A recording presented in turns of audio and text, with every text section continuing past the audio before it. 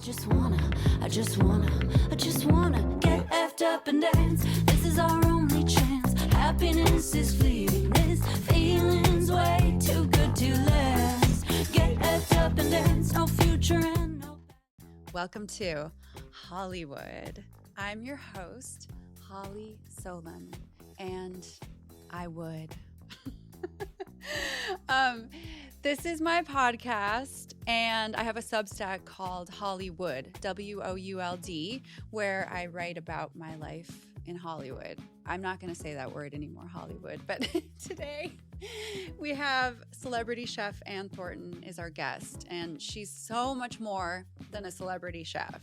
She is a writer, a performer, a manifester, and just an all-around star. And I'm so excited because she shared very openly about some of her personal experiences.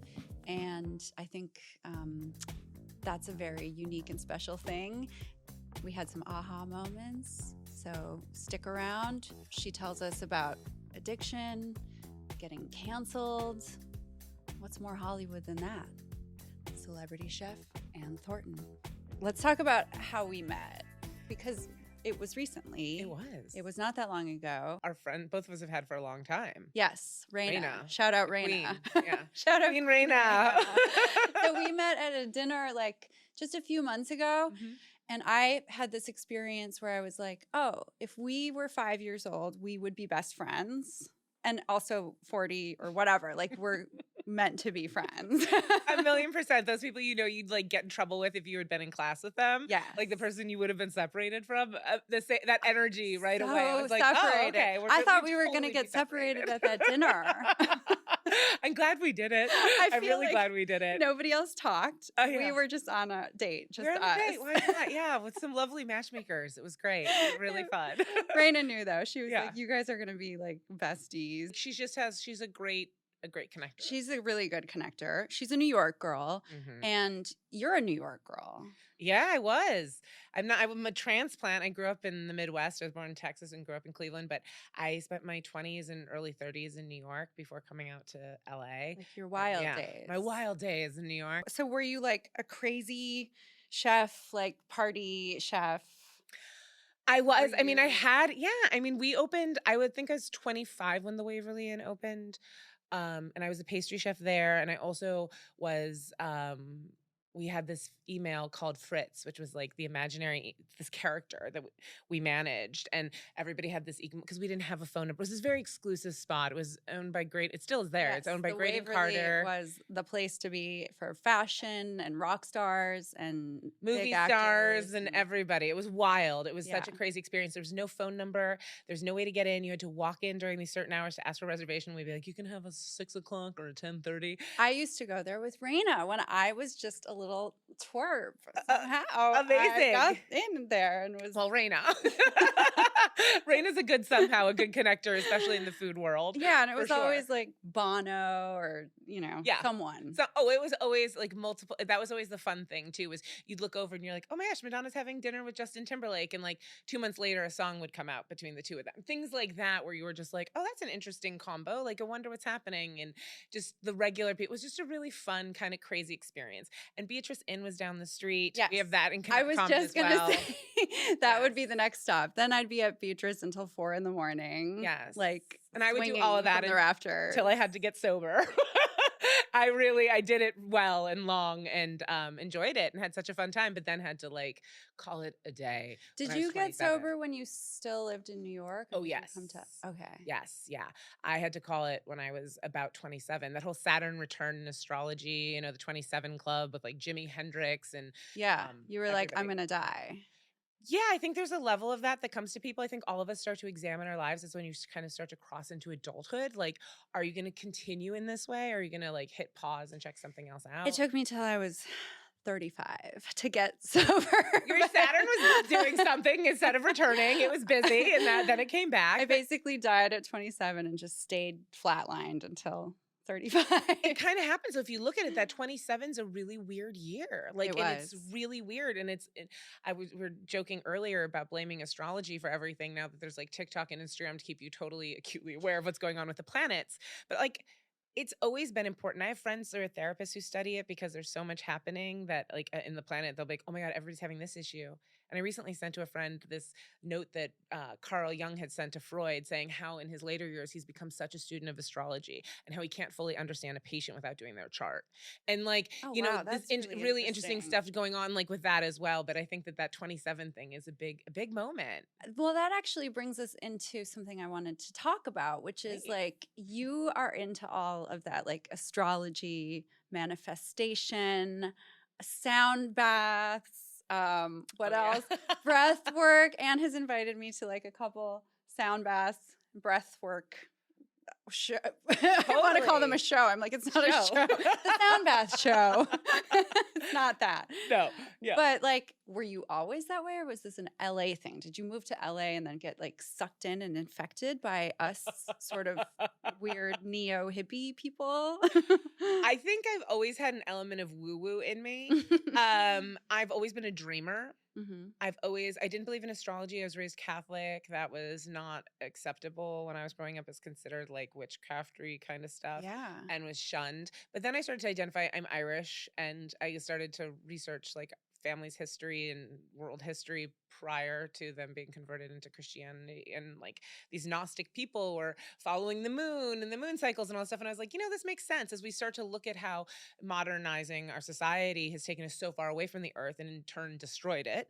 It's like interesting to look back at a time when people were being respectful of the earth and what were the beliefs that they had and how were they living and what were their habits and what were their motivations and everything else. So that's where I kind of started to look at it as not being as woo woo as some might think, and also understanding like water and the pull of the moon and gravity and how it affects women and our cycles and all this other stuff. Right. And Our it's like, bodies are made of water mostly. mostly, Like, exactly. So we're not, well, of course, we're going to be affected by it in certain ways. yeah. So I've just like, I embrace that. But really, coming out to LA has definitely opened me up. I am not going to lie. Also, I got into, after I'd been sober for a number of years, I went through a really dark, horrible depression and I tried a bunch of different stuff and it didn't work. So I got into plant medicine. And that was something that helped me to kind of let go of a lot of my very limited beliefs around what was possible in life. Even though I had been a dreamer and called in big things, I used to have my own show on Food Network. I've had like all these like big things. Waverly was such a huge success, like that I was a part of that. Just being at the center of a lot of things. I always say I have like these major Forrest Gump moments, right? Yeah. Where I'm like right there in the middle of something as it's happening, and I'm like, Because hi, you're like a you know? crazy manifester. Crazy, yeah, but not knowing how to tame it and blocking myself in other ways too, unintentionally but subconsciously. You know, have you done ayahuasca? I've never done ayahuasca. What but are I did your a lot plant of- medicines? Cannabis was my gateway into Mhm. plant medicine. I always loved to smoke pot for recreational reasons, but once I had been completely sober off of weed and alcohol and any substance, cocaine, any of these things, any kind of pill or anything for like 5.5 years and was in this depression is when I was open to trying that as a medicinal property. Right. So that for me, and mushrooms have been an incredible thing. I would love to eventually maybe do ayahuasca. I haven't been called to it in the same way that other people have been, and that might be because I haven't found the right person who I'm supposed to be a Yeah. conduit for me. But I also believe that all of these plant medicines are great things to wake us up, but you still have to do the work. Yes. It's still a daily You thing. have to There's do still the a work day to in day thing. conjunction. Yes, it's a way. It's like reading something. It highlights these things that we need to look at, but you still have to keep looking at them. You can't just go. I know a lot of people are kind of addicted to the journey, right, of plant medicine, and I see that because we can get addicted to anything. I mean, like you can get addicted to anything, and even though it can look helpful, you can see where people get stuck in this cycle sometimes because they're not actually taking what they're learning and trying to change. Because the real hard work is coming back to reality and showing up differently, Right. you know, It's and like consistently. spiritual bypass is a big Big thing. you know, But I can be plant guilty of. medicine people Totally. thing. And also, so like, you know, I have the same experience. I'm now 5.5 years sober, but actually the whole time I have been sober, I've considered myself a sober person. I still have used marijuana medicinally initially because I had a head injury. That's a And that good was the reason. only thing that would make me like not throw up all the time. Right. So, and I was like, sort of figured out that I can trust myself with this particular drug, though not everyone can. No. And then like introduced mushrooms a couple of years later back into the fold in a very like controlled and chill way. But I don't like the term California sober. Nor do I. 'Cause I'm also like, listen, being completely substance free is, and people who do the work of who actually hold the term sober do a lot of like recovery work and all this other stuff, and it kind of feels like a bypass, and it feels dismissive of their experience to call it California sober, right? Exactly. Like that's a lot. That's really hard to like not smoke any pot, to not To do any have of these things, nothing. to have no release whatsoever. Raw substance dogging wise. life. Yeah, exactly. Who wants to do that? Right? Like, Very come on. dangerous. No, very dangerous. No, but no, it's really admirable, and I think that the California sober thing takes away from that and dismisses what they have to do on a daily basis. And there are those people. I believe that addiction is a spectrum, and I don't think we talk about this enough in our society. Totally. Everything's a fucking spectrum. Thank you. Everything's a spectrum. And there's a difference too between addiction and abuse. And there's, and we have to keep space for everybody's experience, and they're all different. And I trust that there's people I know who cannot have a sip of alcohol without them eventually leading to something really dangerous. Yeah, right? I've dated a lot of those guys. It's a thing. It's a real thing. Yes. And never again, Never again, honey, never again. But that's like a real thing. And I think that that's okay, like to admit that there's different things and different solutions for different people. But I think I like to just be like, I'm not somebody who depends on substances for any kind of escape or you whatever. can have fun without it. And then there's Always, like caffeine, like a couple of cokehead girls just love to get like Tiggery. 1,000,000%. I think that there's a lot of like, I love caffeine. I actually have to keep myself. I'm like totally abusing my own boundaries right I now. abuse caffeine. That's the one I abuse. It's a hard one not to, especially when you've shot your adrenals in your 20s doing lots of fun uppers, but it's also, there's a ceremony around coffee that's enjoyable, and it's delicious, and it is a good thing for mood for sure, but I have to limit it or I won't sleep, and then that affects my mood too. Same. I'm not allowed after like 1 p.m. Like, no. Isn't that Sometimes so I go funny a little to think? for little. But like now you're limited to 1 No, p.m. like 2 p.m. It's I know, fine. right? I know, it's so funny. I'm the same way. I'm like, okay, anything after like 11:30, I like can't have caffeine. I'm like, maybe an iced coffee or an iced tea at lunch, maybe an iced tea. But like I was always this like wild person up until like the next day. But I enjoy this quieter life. Are you enjoying it? Oh, life is amazing. It's so much better. I don't need anything. I don't need any substances. I have like a freezer full of shrooms and weed, and I have so many drugs in my house that I just don't ever do. I'm changed, but it's because I've done the hard work. I've done like tons of EMDR and trauma therapy, and that's the thing that changed me. And the steps. I've done all the things, and I continue to do all the things. And that's the most important thing, is that it's like everything. We always have to work hard. We want to have the kind of lives that you want. You want to work hard for it, right? Yeah. It feels it's good. It's like priorities. You're like, what is more important? Like getting wasted on a Tuesday or getting up and like doing a podcast? Well, I think it's one of the things we were talking about with like manifesting all this stuff too. It's like your worth, your self-worth. When you show up as the person you want to be, even when you don't feel that in that day, when it's not about feelings, when it's just like something you do no matter what, when you make a commitment to yourself to show up as that person, your life changes drastically. And you don't have to wait to like quit these things for a long time. Like you can start feeling differently today and behaving differently today. That's how real change happens. Even like neuroplasticity. Plasticity wise, you have to keep doing these things, and it's hard. It's like, I remember my therapist explaining to me, like making these new choices. The first time, it's like being in a forest and nobody's cut a path, right? So you have to get out this machete and you're like, like going at it, right? And then it takes forever to get through that path, and it's really painful. And then the next time you go down that, you use the machete again, it's a little bit more clear. And then eventually you keep making that decision. It becomes a super highway. That's a really good metaphor. Isn't that good? It's helpful. It's I've never heard that. one, right? But that's how I see it in my brain. Ladies and gentlemen, everybody. A new neural pathway, way of visualizing, creating new neural pathways. But You heard it here first. Right? But they're helpful. These visualizations of like, oh, this is hard. And I think about that when I'm trying to do something new. I'm like, this is hard because I've not cut this path, but soon this is going to be a super highway. So I'm going to keep going until it's like paved and like very aerodynamic. So cool. Yeah. I mean, I could talk about this all day. I also want to quickly mention, like, I Googled you, of course. Yeah, And that always makes me nervous when people say that. I'm always like, oh, Lord. Okay. No, don't worry. I just saw that you're a Gemini, and I want to talk about am. Scorpio and Gemini friendship. Are you a Scorpio? Yeah. Oh, that makes so much sense. I love Scorpios. I cannot date you people anymore. I was just going to say, I cannot date a Gemini. We're never going to be a couple, ever. unfortunately. But I have but so many good Gemini girlfriends. agreed with the Scorpios. Gemini men are kind of weird. Agreed with Sorry. the Scorpios. That's how I feel about the Scorpios. I get to feel you. I love the women. It's also how I am with Virgo women. Yeah. Virgo women and I are like, I do so well. Virgo men and I are like, no. Yeah. I know. Yeah. And it's like wild. Like I'm always like, this is so weird. Like this is real, these things. But Yeah, I'm like it a is. very true Gemini. In fact, my twins have twins. Like I have like, there are so many like of us. So it's like a big like multiple birth when I was born for sure. Yeah. That's so weird. I just saw this psychic recently who told me that I have like, that I'm like twins. I'm all kinds of twins, and I have two brains, and I have two sets of eyes, and it's just weird, too weird to even get into on this show. But Interesting. I do act at lunch. I want to explore this though. Like I that's was something I like, definitely that want to hear sounds more very about. Gemini. I Yeah, don't very know. Gemini energy. Yeah, I'm So- a true blue one.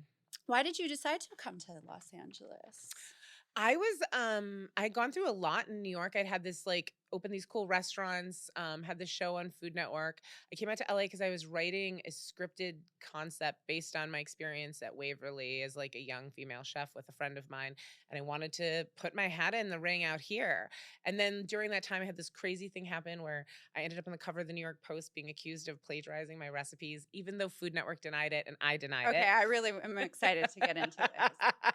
Anne got canceled Before it existed. which is like the most Hollywood thing ever. you. And she's like one of the first people to get canceled right here on our show. OG cancel culture I'm right so here.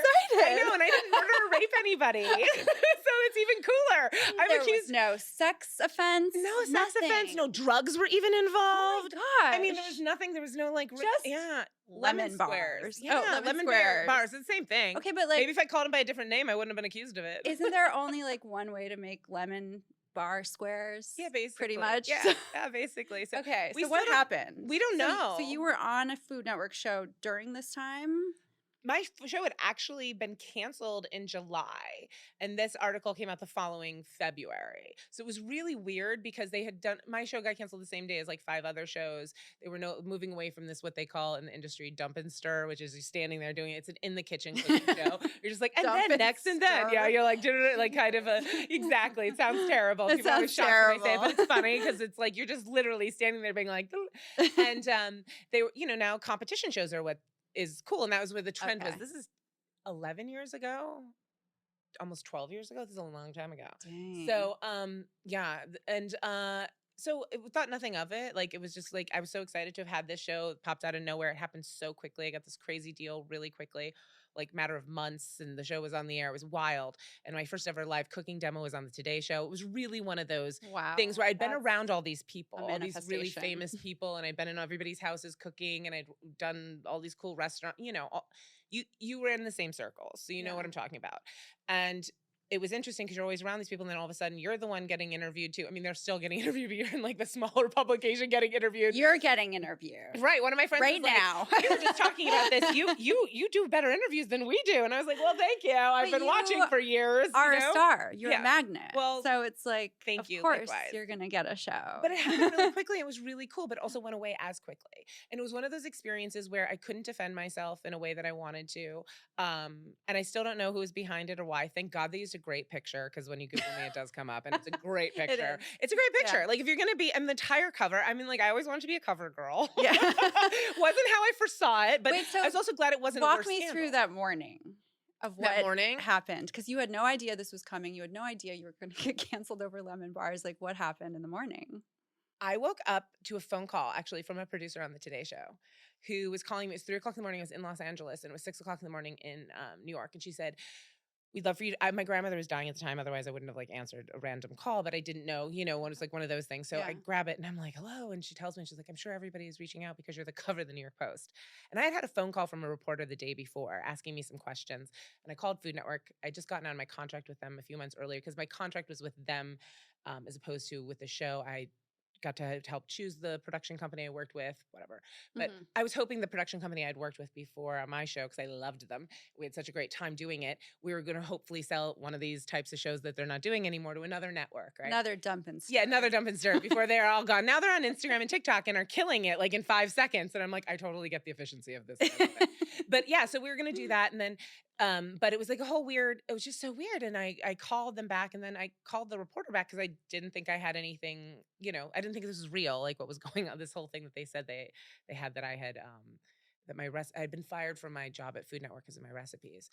And I was like, oh, this is so strange, like whatever. So I called them back and I was like, hey, like what's going on? Because I thought it was like a page 6 line item. I had no idea how it was going to end up. So they actually have my rebuttals in the paper, which is kind of funny. But when I heard from the Today Show, I was just like, hold on, I'm the cover. I thought I had rebuted their thing so well that they weren't even going to run it in page 6. But instead it became It's this the whole fucking whole page cover. of the thing. And it was just a whole crazy, I keep bumping my microphone. Excuse me. I'm sorry. I'm not meaning to do that. I just talk with my hands. It's one of my things. I know, like, and you gave me coffee, so you're like, I'm actually sitting and I don't have a seatbelt on. So yeah, Did we get a seatbelt? Oh yeah, no, the exact accusation was that I had plagiarized my recipes, that my recipes were not original. You can't copyright recipes, and like baking stuff is different. Could they have been more unique? 1,000,000%. But like once you get off of that, like you're no longer making lemon squares. So it was like this weird thing, and I heard from everybody in the industry. They were like, not everybody, but a lot of people. And people are like, what the hell? Like, what's going on? Even Al Roker said on the Today Show, he's like, does this mean that people are going to like copyright grilled cheeses now? This is ridiculous. I'm like, thank you, Al. I love you forever, Wait, so Al. you think this, like, I mean, because where would this have come from? I still Somebody don't was know. trying to like take Somebody was you trying to do down. Yeah, that's what it looks like to everybody. And everybody had theories on it, which made it really weird and made me really depressed. What are some of the theories? That's an area. Are you allowed to say? No, just because honestly, it's one of the things where I don't want to think the worst of different people. I've definitely explored it in therapy and EMDR. The reality is, as hard as it was, as horrible as it was, as humiliating as it was, one of the biggest fears I've ever had in my life was that people were going to find me out and think I was a fraud. One of the parts of having a big dynamic, right? Big dynamic personality, part of being somebody who has addiction tendencies, somebody who's lied a lot to cover that shit up, right? Yeah. There's a lot that could have been said, other than I was a little bit relieved it was the recipes that were the issue, that were the thing, to be honest with you. So for me, it actually brought my biggest fear to the forefront. And I think sometimes when we have to face our biggest fears, we are empowered in ways that we've never been before. Yes. Because we look at them in the eye and we're like, oh, you're going to hurt me really bad and this is going to be really painful, but I'm going to survive this. And not only am I going to survive, I'm going to take these pieces of my life that I want, that I choose this time, and rebuild. Yeah. And I think that was, for me, gave me, as hard and painful as it was, it allowed me to eventually break through so many things that were holding me back that I didn't even know, that were limiting my beliefs around myself. You a lot of freedom. A lot of freedom. When your greatest fears come true. It's happened to me a couple times. Yep. Like where I've lost everything. Yeah. And, I had to completely rebuild. I'm thinking about the pandemic. My friends are like, you're so calm. I've lost everything many a time before. Like I'm skilled at this, everything baby. taken away, or my greatest fear of like somebody's gonna change their mind about me and stop loving me. It's all happened. It's all fucking happened. And now it's very freeing. It's incredibly freeing. Kind of like, you can do whatever you want to me. I'll survive. As long as you don't believe the story about yourself. Yeah. That's the issue. One of the big things about EMDR, and I know we share this love, is the reprogramming. It's one of the big things about being being conscious of your thoughts, is the reprogramming, is not engaging those thoughts that continue that narrative that you have about yourself. Like, I'm not a fraud. Like, could my recipes have been more original? For sure. Yeah. Was I doing a show for the masses? For sure. Was I cooking like a chef? No, that was not the goal of the show. So it's like these types of things where you're like, okay, cool. But nothing happens in a vacuum. So you have to look at what is it trying to teach you. So this sort of like broke you out of this maybe sort of like a cookie cutter image that you were trying to portray for the show or for the world or whatever. And you are now free to be more authentic because of it, right? Like, yeah, I think what it woke up in me that's kind of cool is it woke up, I'd always been a performer. my Mhm. whole life. I had been in plays. I went to a Montessori school where we all had to do plays because it really helps with public speaking and self-esteem and all this other stuff. But I loved being in the plays and I was obsessed. And my mom is not a person who loves Hollywood by any stretch of the imagination. She loves books and like intellectual conversations and will watch like British television mysteries, and that's about it. And so wanting to be an actor, wanting to do these things, which is what I wanted when I was a child, those dreams were not supported by either one of my parents. They My were sister and like I. squashed deep down inside of you. Yeah, totally. And like also my personality, I have a big personality. And when you're a kid and you're learning to navigate that, you get a lot of feedback that you're annoying from your parents. You get a lot of Yes. feedback that you should Yes. shut up, that you should, especially if you're a girl. Please Like, calm down and go in the corner and be quiet. I love you, but And I I'm don't like, like you "Look right at now. me, look at me." All of that stuff. Yeah. So I got a lot of that. And and I'm the youngest. And so there's also that need. And there was a Mm. lot of like trauma in my childhood and all this other stuff. And like, I was like, this is part of my shadow, was pushing away the performer, even though it would always come out like at work in restaurants. Right. That was why Food Network, they told me I had won the New York Wine and Food Festival event, like this sweet event thing that they like, whatever. And then I got a phone call from them to meet with them. And then they were like, do you want to do a screen test? I'm like, yeah, sure. And I'd never done a screen test in my life. And they're like, you won't hear from us for like 3 months. And I heard from them like the next day. And then it went to because there's a thing in me that like will always come out, the performer in me, the person, like Yeah. it really is there, it lives there. And some of us have it and some of us don't. And those of us who have it, no matter how it's expressed, needs to be expressed. It needs to come out of us. And I feel like it woke that up in me and allowed me to be like, no, I actually am a performer, or these people wouldn't have invested all this money in creating a show where I was just standing there talking, doing stuff. Yeah. And I wouldn't have been asked to do all this other stuff. And I wouldn't have been asked And to. it wouldn't have happened so quickly and weird. Like, yeah, Yeah. it sort of woke that up. It allowed me to embrace that part of my shadow more than it. And then it scared me. And then I'm like, oh, I'm not allowed to go out in public. This is why. Right. I'm This is going to what get happened. canceled. I'm going to get in trouble for being Yeah. my bright, shiny self. Someone's going to try to take me down. It's Yeah. a test. Right when I came out of my mother's womb, Yeah. I You were was ready? like, I'm a star. Seriously. No, I believe you. I I'm not. mean, You didn't see me dismissing you. Okay, so my mom tells the story about how she took me to my first day of like preschool. I think I was like 2 or 3, and I had prepared a dance for the class. So the whole class sat around I love like it. all these little 3-year-olds, and I went and like did this whole like dance for everybody. And actually, it. I think about that all the time in these like we both do this Lacey Phillips manifestation. Yes, the to be workshops, magnetic work. Yes. To be magnetic. And I think about that's like my authentic self is like this little girl who's like, let me show you my dances. Right. And I love it when I love that. And I can totally see you as that little girl. Like I really can. Like, and I love that those little girls are out there. And I think in our generation, I remember being called bossy all the time. And I'm like, I'm not bossy. Like, I'm a boss. Like, I really am somebody who should be running this. I should be organizing a group of people to do this dance. I should be directing this play, obviously.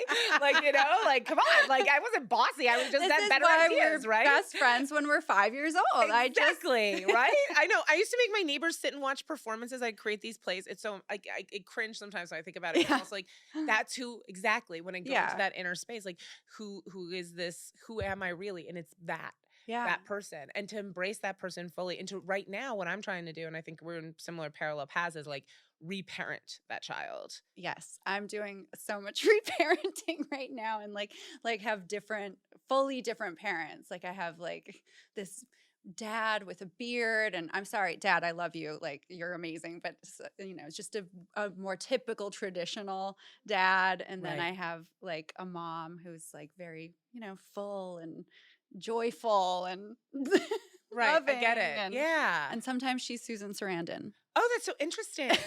I love Susan Sarandon. I could totally see her as your mom too. I feel like if you ever, if she's your daughter in a movie, you'd be really good. Yeah. For sure. Yeah. I can totally see that. Me? Yes, she used to come into. Oh, you have? Regularly. Yes, she's very lovely. Yeah, Well, she's very lovely. She's my mom. Yeah, she can definitely be. I think, and I think her daughter is really lovely too, as well. Like she does a bunch of like stuff. Like it's. Yeah, Listen, she I'm seems a like huge- she has her shit together, the daughter. So I'm like, Yes. that's A good mom. A good mom. Yeah. Yeah. But also like these women like Susan Sarandon who are people who are incredible. You think about what a pioneer she was. I think it's so important as women to always put into context women the generation ahead of us and their experience.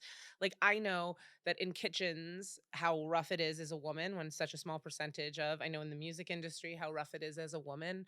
I know in Hollywood in general, in TV and film, how rough it is. Like, these women had it like a million times worse than any of us. Not that, in general, because it was so prevalent. There was no self-awareness for most of these men, at that time. And I think about what they've had to survive to be where they are, and I'm just like, I mean, think about the difference from when we started out even 11 years ago to where things are today, like within the industry and with the relationships with men in power. It's changed immensely in the last 11 years. We're not there yet, but no, we're not definitely there. But I think about that. There's a lot of exposure of sort of what things are. Totally. I think that even in context of like my being canceled, that there are actual police investigations into food people at that time for like felonies. Yeah.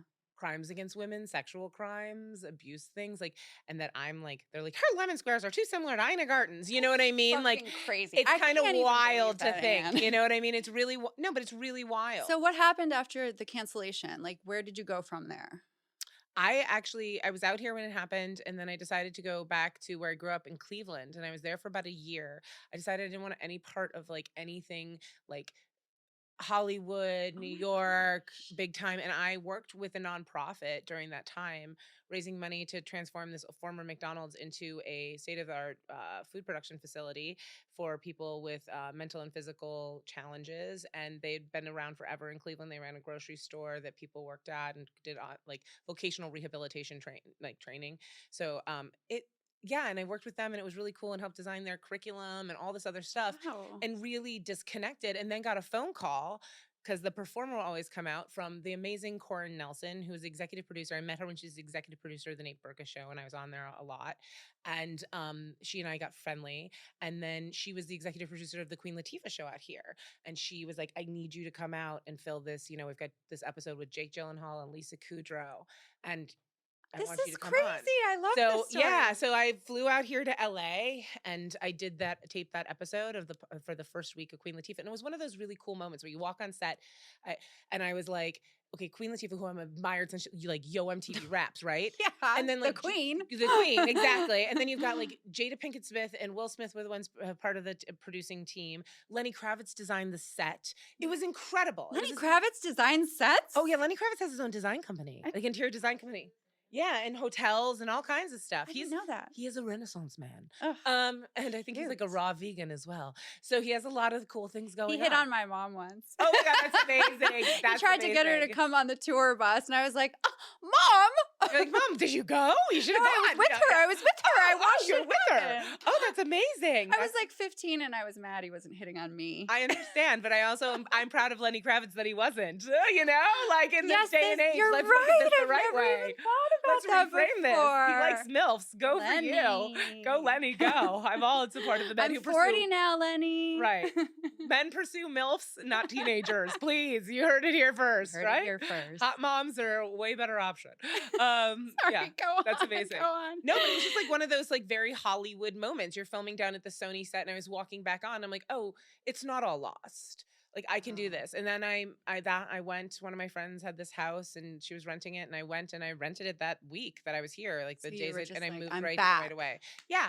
I was like, I'm going back. And then I had all these opportunities. A college friend who just retired from the NFL was opening a restaurant in San Diego, and we partnered in that and went down there and did a vegan raw food space. It was super cool and high energy, because I decided that anything I did moving forward, something was fraudulent in what I was doing with Food Network. Whether or not it was what they accused me of, there's something there energetically. I believe in all this with energetics. Yeah. So I was like, I knew better. I'd been doing raw food and healthy food for a long time for celebrity clients before I became part of the Waverly and stuff. That was what I did out of culinary schools as a private chef to all these different people. Every field you can imagine, from movie stars, rock stars. No. No.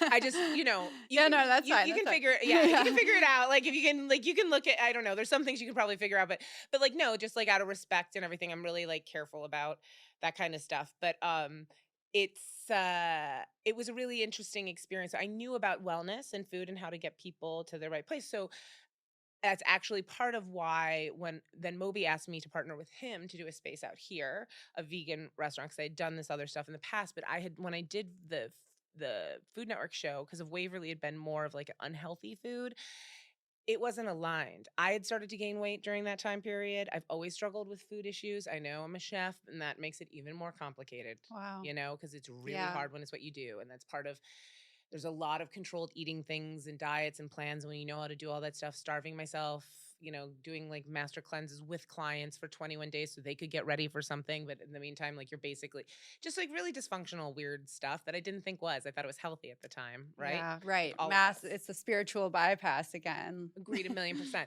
But I knew all this stuff, and then I'm doing this Food Network show that's all dessert based, which wasn't what I wanted to do originally. I had named it dessert first because it was supposed to be like how a wine connoisseur will choose the wine, then build the dinner around it. I wanted to choose the dessert and build it around it because I'd gotten known as a pastry chef, even though I'm not a trained pastry chef. I'm a classically trained chef. So it was like all these people come up to me. I do these big speaking things where that's where you make most of your money, is like doing these like things when you're on like Food Network. And people come up to me and they'd be like, I eat your salted caramel banana pudding pie like every week. And I'm like, oh my God, you're not supposed to. Like, you know what I mean? Like, you're supposed to eat that for Thanksgiving and Christmas. Like, you know, I'm like, I'm morally culpable. Like, and it felt, and there are people, and I'm never going to body shame anybody. And people can carry extra weight and be way healthier than thin people. And there's a whole thing that's wrong in our society about that.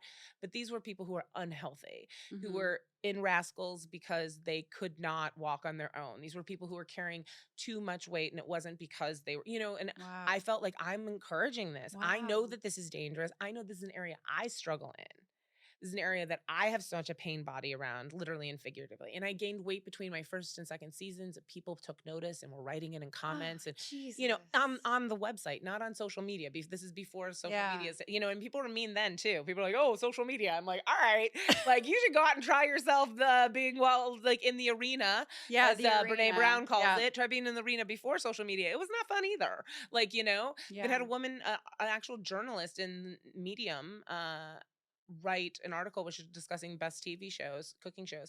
My show was the one that motivated them to go make something. And she said to her son in the thing, and she put this in the article, it was always so shocking to me. She looks like she eats a lot of desserts. And my son said, "That isn't nice, Mom." And I'm like, she put that on Medium, an actual journalist, which was like, because it was also interesting to me to see how many women, even the article in the New York Post is written by women, like too, with women on women and all this kind of stuff of like the body shaming and weird stuff around food and all of this stuff. And like, I'm sure I don't know why she needed to include that at all. And it was so funny. My producers in my show were like, "This is great. She thinks you have the best show." It motivated her. I was like, "She called me fat." Like, did you guys, you know, it's interesting how we see things too, based on our own filter as well. Makes me feel sick. But it's this thing of being a woman and putting yourself out there. And men don't, I mean, they don't have to be cute. Yeah. They don't have to be fit. Not they don't even have to be cute. Like, I'm not looked at, you know? Be like ogres. Yeah, I'm real successful. I mean, look at the fame of Shrek. I mean, for real. And he's a nice one. He's a good ogre. I mean, he's like a kind one, right? I was like, okay, good. Let's talk about today. Let's talk about the current life of Ann Thornton. What's happening with you? There's a lot happening. I have I think it's really cool. I partner with this really amazing company called Cook Unity, and my food is available for delivery to your home through them. My food is delivered across basically the western seaboard and inwards, like Arizona, Utah, Colorado, Nevada, all of California, and it gets delivered to your door, and you can get some meals from me and from other chefs like that are on the platform, which is really cool. And it's been wonderful. I do plant-based on there, so we have a really small carbon footprint. And the nice thing about the company is all of our packaging is sustainable, and it's really affordable. And I don't know, if you want to use my name, you can get 50% off your first order. Heard it here. Chef Ann Thornton. But yeah, no, I do that. And then I work with sustainable brands and do consulting and different work with that. And I am working on 2 writing projects right now, which is very fun and exciting. And recently, as you know, and I will share, because this is such a minor thing, like in like the grand scheme, but it was a big deal for me. In order to reparent myself and heal the broken inner child and broken performer, I last week auditioned to start doing the Groundlings program in West Hollywood. This is amazing comedic history, the school with like people like Will Ferrell and Kristen Wiig and Melissa McCarthy, like the greats, The and greats. like Paul Rubens, he developed Pee Wee Herman there, and like all these, Wow. there's so many amazing people in the legacy.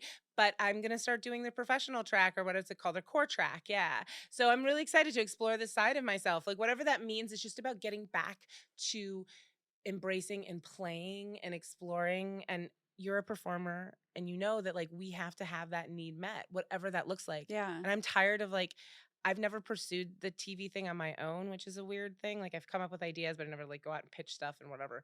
But I'm like, I need to feed myself this. This is something I've been really hungry for. So that's what I'm doing. You're a writer, you're a creator, you're a performer, you do all the things. You're a super manifester, superstar.